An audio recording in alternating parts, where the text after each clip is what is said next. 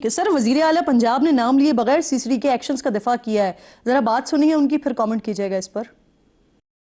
میں یہ کوشش کر سکتی ہوں کہ مجرم کو فوراً پکڑا جائے، کو سزا ملے، عبرت کا نشان بنے، معاشرے کے اندر ایک خوف کریٹ ہو کہ اگر ہم نے یہ کام کیا تو ہمیں بھی اس چیز کا سامنا کرنا پڑتا ہے۔ آپ کا کیا خیال ہے کہ مجھے احساس نہیں ہے کہ کل مجھے اس کے میرے پہ امپلیکیشنز ہو سکتے ہیں، میری ذات پہ کیا امپلیکیشنز ہو سکتے ہیں؟ تو میں انجانے میں یہ نہیں کر رہی۔ ملک صاحب CCD جو کچھ کر رہی ہے یقیناً پنجاب حکومت اب تک خاموش اس کی تائید کرتی رہی ہے، لیکن اب تو وزیر اعلیٰ کھل کر دفاع کر رہی ہیں ان کا۔ دیکھیں بالکل کرائم کنٹرول ڈپارٹمنٹ جو ہے اس میں خاصی مدد ملی ہے، جو جرائم کی شرح تھی ان کی شرح تھی وہ کم ہوئی ہے، لیکن ظاہری بات ہے کہ باقی چیزوں کو بھی آپ کو جکسٹا پوزیشن میں رکھ کے دیکھنے کی ضرورت ہے۔ لوگوں کی ڈیو پروسیسز ہیں، لوگوں کے فیئر ٹرائل کے تقاضے ہیں، دیگر چیزیں ہیں، ان سب کو بالکل مد نظر رکھنے کی ضرورت ہے، لیکن یہ معاملہ بھی اتنا ہی حساس ہے اور میں بالکل مجھے اس چیز کا ادراک ہے کہ یہ بھی جتنے گریو ایلیگیشنز ہیں اور جس نیچر کی ایلیگیشنز ہیں اور ایک پاکستان کی امیج کی بات آ رہی ہے، تو اس میں ڈیفینیٹلی CCD کو اگر یہ سونپا جائے تو کیا ہی اچھی بات ہوگی۔ تو یہ معاملہ بھی CCD کو ہی سونپ دینا، تو میرے خیال سے تو یہ معاملہ بھی ادھر ہی انویسٹیگیٹ ہونا چاہیے۔ اور جس طرح سے نشان عبرت بناتی ہے CCD، یہ والا معاملہ بھی، رضا ڈار والا معاملہ بھی پھر نشان عبرت ہی بنے گا۔ میرے خیال سے کیونکہ وزیر اعلیٰ نے ویسے ہی اپنی پالیسی کلیئر کی ہوئی ہے اور انہوں نے کہا کہ قانون سب کے لیے برابر ہے، کوئی قانون سے بالا تر نہیں ہے، چاہے وہ کسی بھی فیکشن سے تعلق کیوں نہ رکھتا ہو، چاہے وہ کسی بھی سٹیچر پہ کیوں نہ ہو، چاہے اس کی پوزیشن کچھ بھی کیوں نہ ہو، قانون سب کے لیے برابر ہے اور یہی تقاضا کیا جائے گا کہ قانون کے تمام تر تقاضوں کو پورا کیا جائے گا۔ دیٹس گریٹ سر۔ آپ قانون کو ملک صاحب کیونکہ سمجھتے ہیں نا، تو ان کیسز کو دیکھتے ہوئے آپ بتا سکتے ہیں کہ پرٹیکولر سزا کیا ہوگی اس پر؟ دیکھیں اب میں نے FIR تو نہیں دیکھی ان اٹس انٹائرٹی کے کون سے سیکشنز اس میں انسرٹ ہوئے ہیں، بٹ لیکن ریپ کے ظاہری بات ہے تو that obviously goes up to life imprisonment and another obviously اس کی ہرٹ کی جو اگر اس میں لگی ہیں 365A 375A PPC سے، تو بالکل ڈیفینیٹلی اس کو دیکھنے کی ضرورت ہے اور اس کے ساتھ in any case special laws بھی ہیں ہمارے۔ چلے سر، جو آپ اپنی انٹینشنز بتا رہے ہیں، اللہ کرے کہ یہ کیس اسی طرح سے آگے بڑھے۔ کچھ دیگر معاملات پر بھی آپ سے بات کر لیتی ہوں۔ کل رات حکومت نے پیٹرول کی قیمت کم کی سر، 1 روپے 97 پیسے، اور تقریباً 7 روپے لیوی بڑھا دی۔ جو ریسرچرز ہیں وہ یہ بتاتے ہیں، ریسرچ ہاؤسز ہیں وہ یہ بتاتے ہیں کہ تقریباً 12 روپے کی کمی بنتی تھی جو پاس آن ہونی چاہیے تھی۔ دیکھیں ایک تو کلائمیٹ سپورٹ لیوی میں بالکل جو ہے اس کو کیا گیا ہے اور دیگر جو لیوی تھی اس میں سے کم ہوا ہے، اور قیمتیں جو عالمی منڈی میں تیل کی قیمتیں ان میں بھی کمی آئی، اور جیسے ہی وہ کمی آئی تقریباً 1 روپے 97 پیسے 98 پیسے جو ہے 2 روپے کہہ لیں، اس میں پاس آن کیا گیا ہے۔ گو کہ یہ بہت کم ہے، لیکن بالکل ہر جمعے کے جمعے کیونکہ سچویشن ابھی بھی فریش ہے اور ابھی آپ نے دیکھا کہ پاکستان کے ایک اعلیٰ وفد جو ہے تہران میں موجود تھا، وہاں پہ آخری رسومات تھیں شہید آیت اللہ خمینائی کی، اور اس کے بعد ابھی مذاکرات جو ہیں کوئی 60 دن پورے نہیں ہوئے، تو سچویشن سٹل فلکچویٹ کر رہی ہے، اور اسی لیے ایک فنڈ بھی قائم کیا گیا ہے وزیر اعظم کی طرف سے تاکہ ان پرائسز کو ریگولیٹ رکھا جائے، اور اسی حوالے سے جو قیمت جیسے جیسے عالمی منڈی میں کم ہوتی جائیں گی، جس طرح پہلے ہوئی 75-76 روپے پر لیٹر تو وہ کم کی گئی، اسی طرح آئندہ جب آئے گا جمعے کا دن تو جمعے کے دن ریویو ہوتا ہے کہ کو دیکھ کے جو عالمی منڈی میں ہوگی اس میں جو بھی بینیفٹ ہوگا وہ پاس آن ہوگا۔ ٹھیک ہے۔ اچھا سر، ایک اور معاملہ، MQM نے وفاقی حکومت سے علیحدہ ہونے کی دھمکی دی اور فاروق ستار کہہ رہے ہیں کہ اگر ان کے مطالبات پورے نہیں ہوتے تو وفاقی حکومت کے خلاف بھی، سندھ حکومت کے خلاف بھی وہ باقاعدہ احتجاجی تحریک کا آغاز کریں گے، شروع کریں گے وہ۔ دیکھیں MQM ہماری اتحادی ہے، اور جس معاہدے کا وہ ذکر کر رہے ہیں غالباً وہ 2022 کا ہے، اور 2023 میں یہ حکومت ختم ہوگی، 2024 میں نئے الیکشن ہوئے۔ آپ بالکل PDM کی حکومت اس وقت ختم ہو گئی تھی، تو یہ معاہدہ اگر اس وقت ہوا ہے تو کسی کو کیا پتا تھا کہ کس جماعت نے کتنی سیٹیں لینی ہیں اور کتنا جیتنا ہے، تو اس حوالے سے بھی دیکھنے کی ضرورت ہے کہ یہ ایک فریش گورنمنٹ کا قیام ہوا ہے 2024 میں، اور یہ ہمارے اتحادی ہیں جس سے بالکل ہم اپریشیٹ بھی کرتے ہیں اور ڈینائی نہیں کیا جا سکتا۔ تو وہاں پہ سندھ کے اندر جو معاملات ہیں اور اس میں اگر کہا جائے کہ پچھلا جو معاہدہ تھا 2022 کا، تو یہ کوئی میں سمجھتا ہوں مناسب بات نہیں ہے۔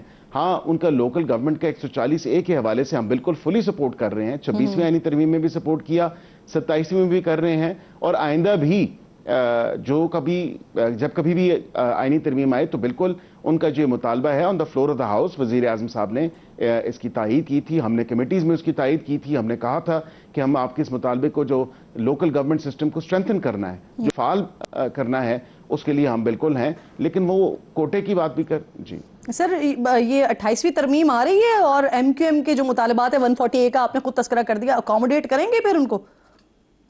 نہیں, عرصہ تو میں نہیں بتا سکتا, اس میں کوئی وقت کی قدغن تو نہیں لگاؤں گا. ایک پروسیس ہے اور ڈیفینیٹلی ایک کانورسیشن دوبارہ سے سٹارٹ ہوئی ہے, اور میں سمجھتا ہوں کہ پولیٹیکل کنسنسس ہوگا تو پھر آگے بڑھا جائے گا.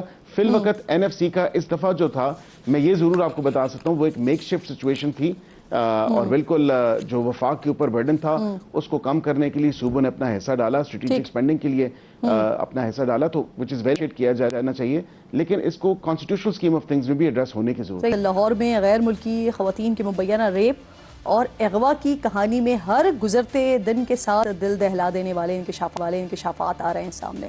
مغویہ آسٹریڈ رابنسن کے مجسٹریٹ کو دیے گئے بیان کے مطابق ان کی مرکزی ملزم رضا ڈار سے پہلی ملاقات سنگاپور میں منعقد کرپٹو کرنسی ایونٹ میں ہوئی تھی. رضا نے خود کو پاکستانی وزیر کا بیٹا ظاہر کیا. تصدیق کے لیے جب سوشل میڈیا اکاؤنٹ چیک کیا تو وہاں تصویر موجود تھی. رضا کے واٹس ایپ اکاؤنٹ میں جو پہلا نمبر تھا اس کی DP بھی پاکستان کے سابق وزیر اعظم کے ساتھ لگی ہوئی تھی. آسٹریڈ رابنسن نے مزید بتایا کہ جب وہ لاہور کے اس گھر پہنچی جہاں انہیں اغوا کر کے رکھا گیا تھا تو کچھ دیر بعد وہاں 4 مسلح افراد آئے, انہیں رسیوں سے باندھا, تشدد کا نشانہ بنایا. آسٹریڈ رابنسن کے مطابق اسی وقت سے ایک شخص ان کے جسم کو چھوتا رہا. اسی دوران رضا ڈار آیا اور پوچھا کہ پیسوں والا لیپ ٹاپ کہاں ہے, جس پر انہوں نے کہا کہ یہ گرین بیگ میں ہے. اس کے بعد وہ اسٹیفنی کو لے کر آ گئے اور رضا پیسوں اور پاسورڈ کے بارے میں پوچھتا رہا. آسٹریڈ کے سوال کرنے پر مسلح شخص نے ان پر تشدد کیا. وہاں ایک اور شخص بھی موجود تھا جو باقی سب سے الگ اور انگریزی بول رہا تھا. آسٹریڈ نے جب اس سے پوچھا کہ کیا مار دیا جائے گا انہیں, اس نے جواب دیا کہ اگر پیسہ مل گیا تو جان بچ جائے گی ورنہ گولی مار دیں گے. کمرے میں موجود ملزمان ان سے جنسی تعلق قائم کرنے کا کہتے رہے. اسی بیان کے مطابق انکار پر کالے کپڑوں والے ملزم اسے دوسرے کمرے میں لے گیا اور ریپ کیا. اس دوران میرے والد مسلسل رقم بھیجتے رہے. خاتون کے مطابق یہ رقم $8 لاکھ ہے جو پاکستانی کرنسی میں تقریباً 22 کروڑ روپے بنتی ہے. دوسری متاثرہ خاتون اسٹیفنی, ان کی والدہ سے رابطہ ہوا تو انہوں نے بتایا کہ $1 لاکھ کا انتظام ہو گیا ہے. خاتون کے مطابق آخری دن وہ اپنے کمرے میں زیادہ تنہا رہیں زیادہ تر. جب کالے کپڑے والا ملزم آیا اور اس نے پھر ریپ کیا, اس کے بعد خاتون کو کہا گیا کہ کمرے سے نکل کر نیچے جا سکتی ہیں.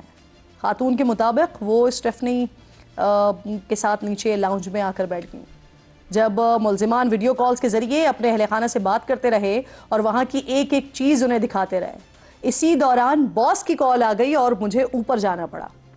اس دوران گاڑی آ گئی. رضا اور کالے لباس والے ملزم نے کہا کہ میں جا سکتی ہوں. ہم رضا کے ساتھ گاڑی میں وہاں سے نکلے. میں گاڑی میں آگے اور اسٹیفنی پیچھے بیٹھی تھی. گاڑی رضا خود ڈرائیو کر رہا تھا اور مسلسل کسی سے رابطے میں تھا. راستے میں گاڑی کا ایکسیڈنٹ ہوا. ہم موقع دیکھ کر گاڑی سے نکل گئے.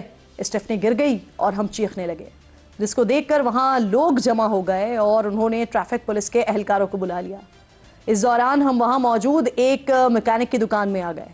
دکاندار نے پولیس کو کال کی, جس کے بعد وہاں ایک گاڑی میں کچھ اہلکار آئے اور ہمیں ایئرپورٹ چلنے کے لیے راضی کیا. ہم ان کے ساتھ گاڑی میں سوار ہو گئے, لیکن اچانک ہی گاڑی روک دی گئی اور ہمیں بتایا گیا کہ گاڑی خراب ہو گئی ہے, جو کہ بالکل جھوٹ تھا. ہم اس گاڑی سے بھی نکلے اور ایئرپورٹ کی طرف بھاگنے لگے.